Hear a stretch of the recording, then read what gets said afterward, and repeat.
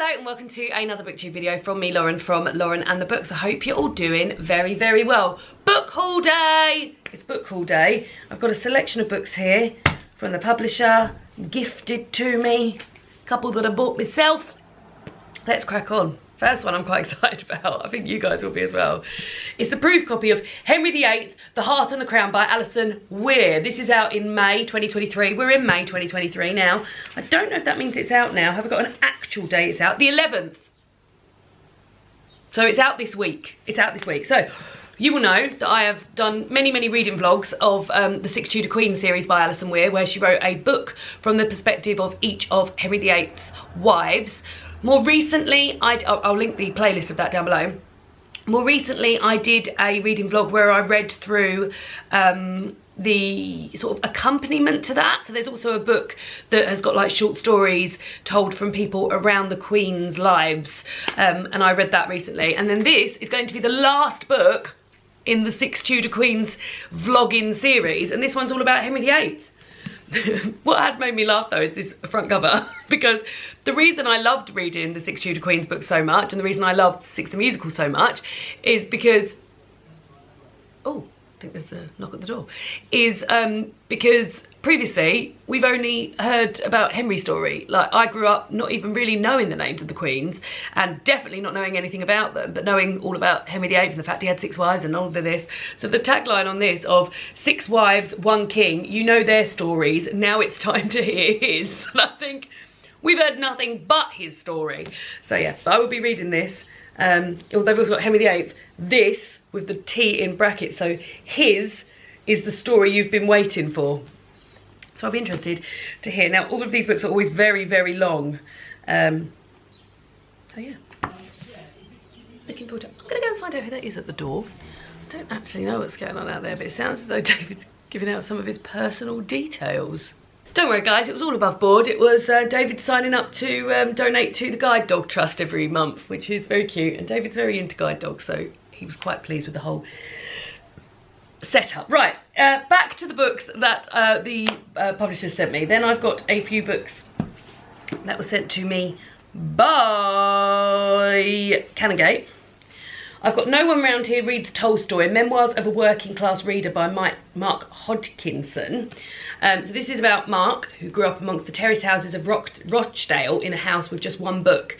Today Mark is an author, journalist and publisher. He still lives in Rochdale and is now surrounded by 3,500 titles at the last count. No One Round Here Reads Tolstoy is his story of growing up working class lad during the 70s and 80s. It's about the schools, the music, the people, but preeminently and profoundly the books and authors that led the way and shaped his life. So I love books about reading and non-fiction books about reading as well, and I just think this is going to be really fun and sort of like hearing about the books that Mark was reading as his life went on. I'm very much looking forward to it. I think it's also quite celebratory of the library as well, which I'm interested in too. Then we've got a book by comedian Josie Long, Because I Don't Know What You Mean and What You Don't. And this is a short story collection. It's blurbed by Dawn French. Josie Long can really write. Read these stories now, Dawn tells us. I'm actually at the moment filming a video, which you'll be seeing this weekend, of me reading a short story collection and sort of taking on some tips that you guys have given me in order to make a better go of that. So I will be also informed, because I am having a really good time reading the short story collection at the moment. It's called Send Nudes by Saba Sams. And I think the tips that you guys have given me have really helped me enjoy those short stories a lot. So I'm hoping that I'll be able to employ these in here as well. Yeah, a whole collection of short stories. Let's see what it says, what they're about. 3 teenagers believe there are witches. A woman defaces a local billboard. A bored landlord tries to influence his son's best friend. A cul-de-sac WhatsApp group discusses eggs at length. A heavily pregnant woman finds a way to time travel, and a girl discovers joy on a stolen bicycle. Each tale paints a life in miniature and offers an escape chute from the mayhem of modern life. So there we go. James Acaster's blurbed it as well. Josie Long is my favourite comedian. When reading these stories, all the cynicism I've acquired gets replaced by the enthusiasm I felt the first time I saw her live. James, that's a lovely, lovely quote. So yeah, she's from Kent, where I live, and I'm from. And then the last book from Canongate is Cacophony of Bone by Kerry Doherty. Irish author. You know I love me an Irish author. 2 days after the winter solstice in 2019, Kerry and her partner Em moved to a small remote railway cottage in the heart of Ireland. They were looking for a home, somewhere to stay put. What followed was a year of many changes. The pandemic arrived and their isolated home became a place of enforced isolation. It was a year unlike any we have seen before, but the season still turned, the swallows came at their allotted time, the rhythms of the natural world went on unchecked. For Kerry there was to be one more change, a longed for but unhoped for change. It says, Cacophony of Bone maps the circle of a year, a journey of one place to another, field notes of a life from one winter to the next. It is a telling of a changed life in a changed world, and it is about all that does not change, all that which simply keeps on, living and breathing, nesting and dying in spite of it all. When the pandemic came, time seemed to shapeshift. So this is also a book about time. It is too a book about home and what that can mean. Fragmentary in subject and form, fluid of language, this is an ode to a year, a place, and a love that changed life. I love things set in the space of a year, so I'm very into this.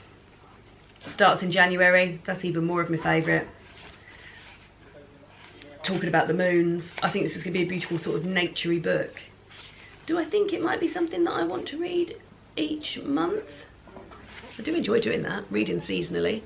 Maybe that'll be a reading project I have next year. Read it a month by month. Then from one Irish author to the next, this is a beautiful proof. This is Emma Donahue's new book, Learned by Heart. Look at this, it's got a little hole in it with a little PPI through it, and it's wrapped.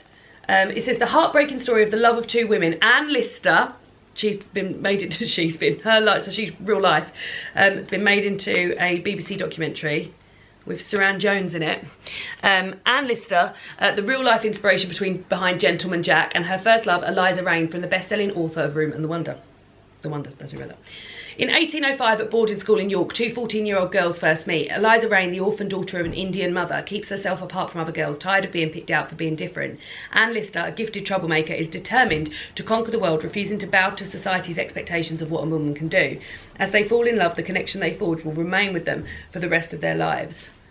And this is out in August this year. Oh God, it's actually beautiful, this proof. I mean, it's gonna be really difficult to read.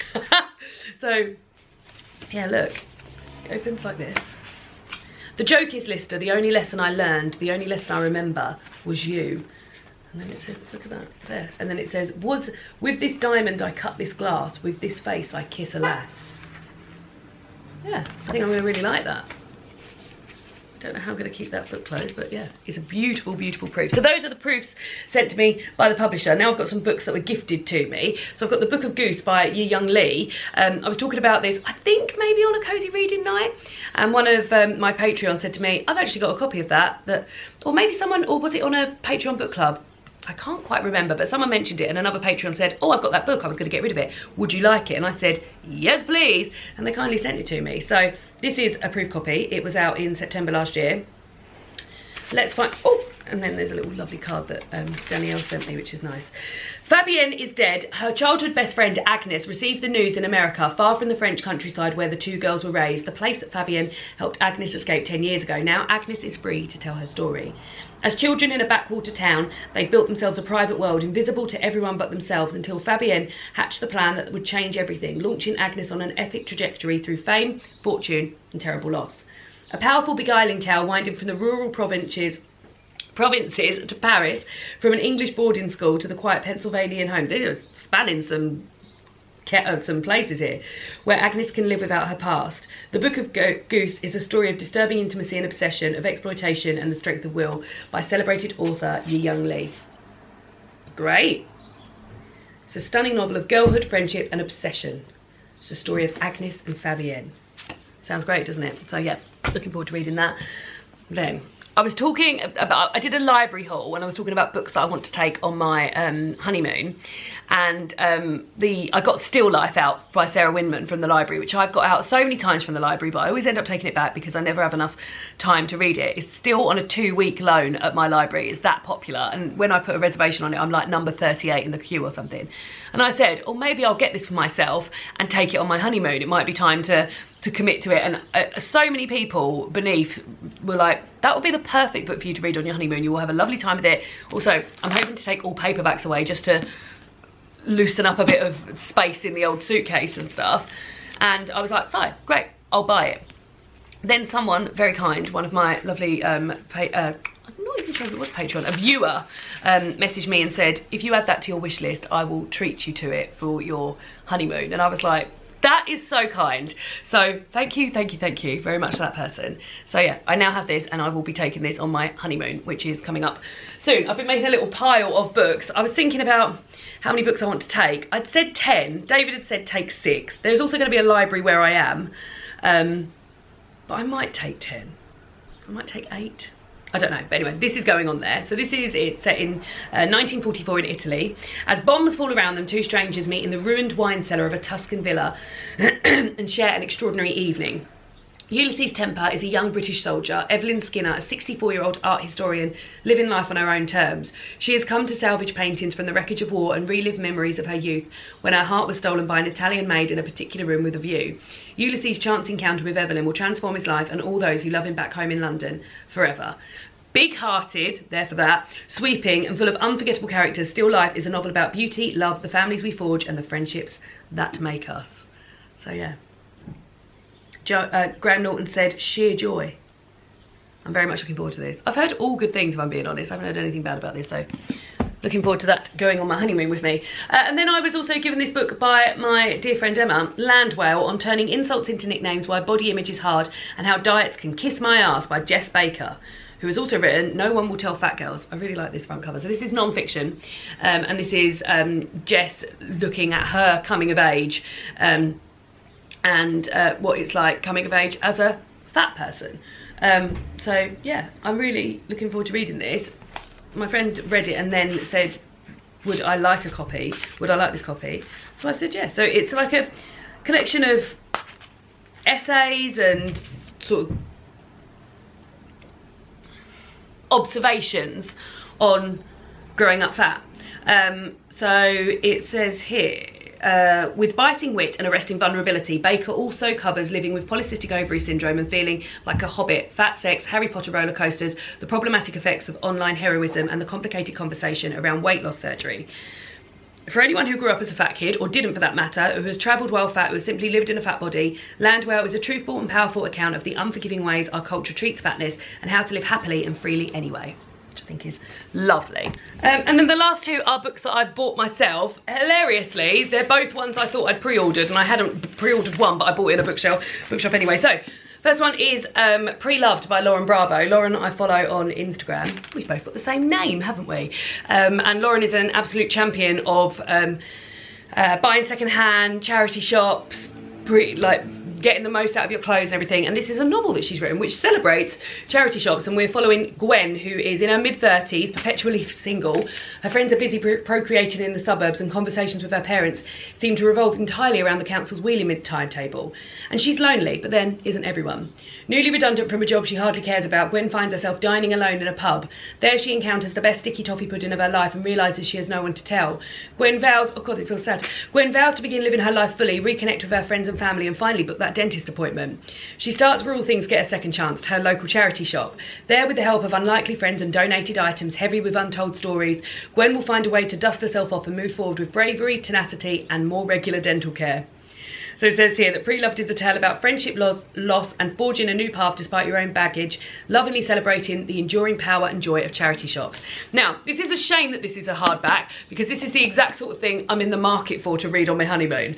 So whether or not I read it before then, might just be a nice sort of day at the beach or day at Leeds Castle read. But yeah, I think it sounds very fun, and I like this troll on the back. Yeah, I'm really looking forward to it. Really, really looking forward to it. And then, so I pre-ordered that on bookshop.org, and I also thought I pre-ordered this, but it never arrived. And then when I tried to find emails and stuff on it, I couldn't.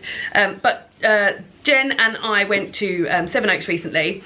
Went to Knoll Park in Sevenoaks, and we went into Sevenoaks bookshop, and I bought Death of a Bookseller by Alice Slater, signed by the author. It was very funny when I bought this.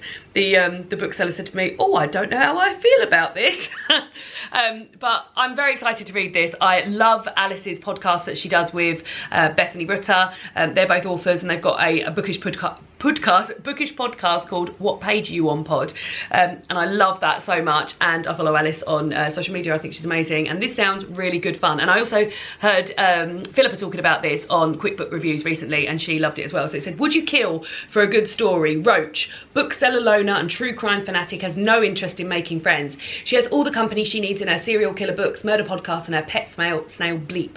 That is until Laura joins the bookshop. With her cute literary tote bags and a sunny smile, she's everyone's favourite bookseller. But beneath the shiny veneer, Roach senses a darkness within Laura, the same darkness Roach possesses. And as curiosity blooms into morbid obsession, Roach becomes determined to be part of Laura's story, whether Laura wants it or not. Deliciously dark, unsettling and utterly addictive, Death of a Bookseller is a roller coaster of suspense that will make your skin crawl and your heart pound. Can't wait to read it. This is going on my TBR for this month because I'm very, very excited about it. So there we go. Those are the books that I've got my mitts on in May. Let me know if you've read any of these books, if you're looking forward to any of these books. Let me know what books you've been getting your hands on, and I'll see you all again soon for another BookTube video. Goodbye!